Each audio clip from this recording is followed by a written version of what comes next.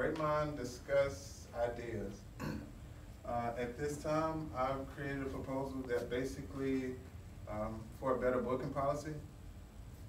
I've spoken with great minds, Mr. Cunningham from the student body, he's the president.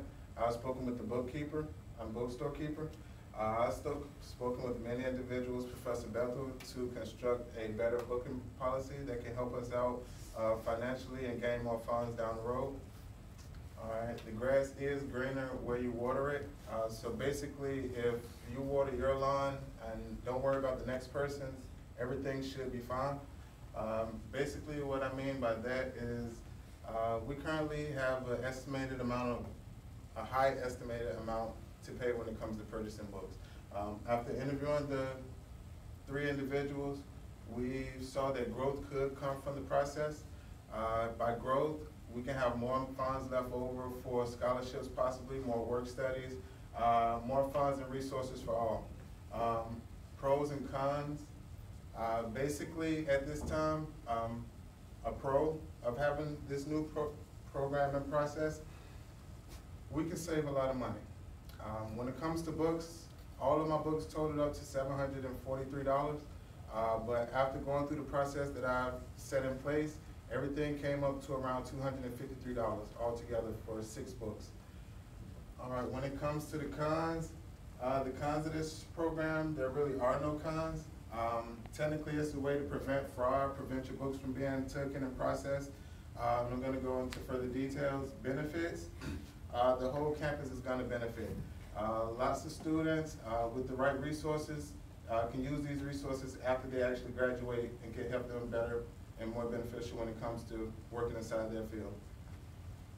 All right, I've done some literary research.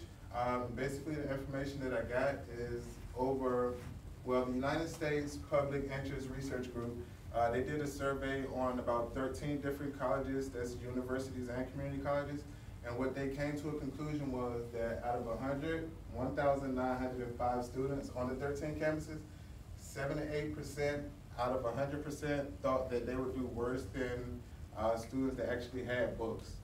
The thought of those students walking around with the conscience that they're not going to do as well as other students, that plays a burden. Who wants to walk around thinking they're going to do less than the others? The mind state is what carries the body. If your mind state doesn't have you prepared to go into this semester, how can you put forth the effort? And another thing, when it comes to the literary research, I found that the books were extra costly because publishers are actually they're publishing new books so that you can pay more. When it comes to return books, they don't want to pay you much for them. They would rather push out the new edition just so that they can get more funds. And technically, we're in the age and we're in the business field where we should actually learn how to financially manage our money better. And why not a better way than to have our institution set forth a new plan that can actually save us some money? All right. Recommendations. I don't actually have any recommendations at this time. I'm sorry, this wasn't supposed to be in there. Subjects to address. Possible additional available fundings. With all my books coming up to a certain amount, it left open about $250 left over. That money can actually go towards scholarships and many different other things on campus. Let's see, available fundings. Yeah, it's going to be a lot of funding available. If it's $250 for me, what about the next person? Basically, the qualifications of the use for the platform, all you need is you have to be a student of St. Augustine's University. Once you pass admissions, technically you're good to go. You can go in front of the new electronic device and actually sign up, look for your books. You can actually do this from your smartphone, a mobile device, tablet, computer. You can actually, in your room, look up books for the cheapest price. So that way you don't have to hold up the line when it comes to standing in front of the bookstore owner. You can actually just research your books yourself, find the best way to save yourself some money, and be set to go. You can add it to a cart, but when it comes time to purchase, you would have to do it in the bookstore. Why? It's to prevent fraud. It's to It's basically because the platform is set up where the ID card will need to be slid as in a credit card will be used. So basically, with that being said, you will have to have your student ID available. How do you use it?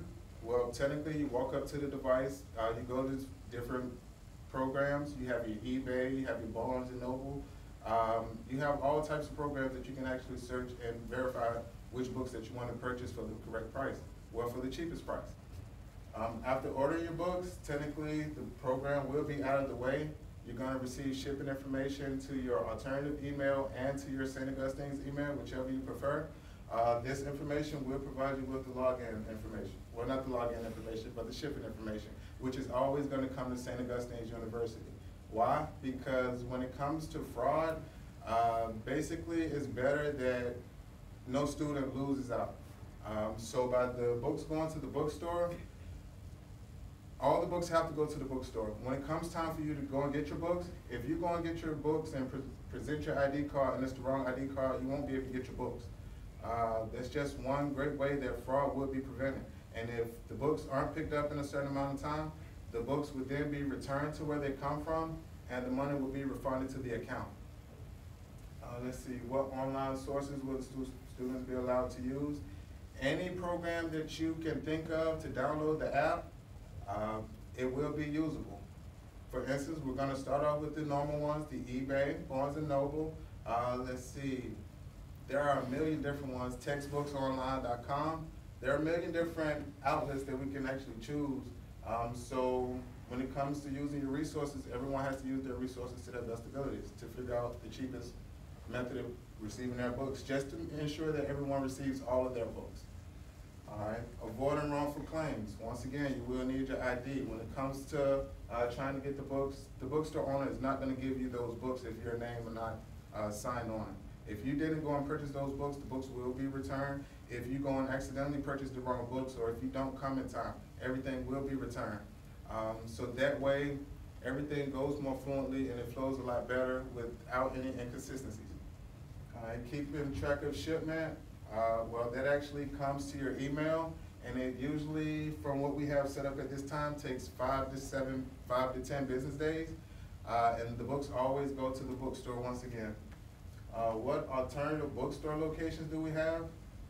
Basically, we can put books inside of the financial office, financial aid office. Why I say the financial aid office? Because during registration, those guys go through a lot of stress when it comes to trying to get students admitted and get students into school. Now imagine the look on their face after they get a student admitted and they see the students over there and they've purchased all their books.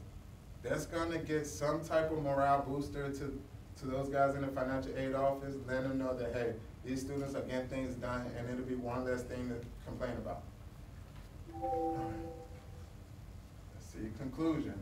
There's always room for improvement. We can't send our peers, colleagues, and students out without the proper resources. If there's something that you didn't get in class, you should be able to purchase using the books. I mean, you should be able to use your books to help you excel. When it comes to an interview, it has all the proper things that you should wear. You should know not to put a border around a resume. Everyone knows that. It's basic information. But yeah, there's always room for improvement. So, in just one brief moment.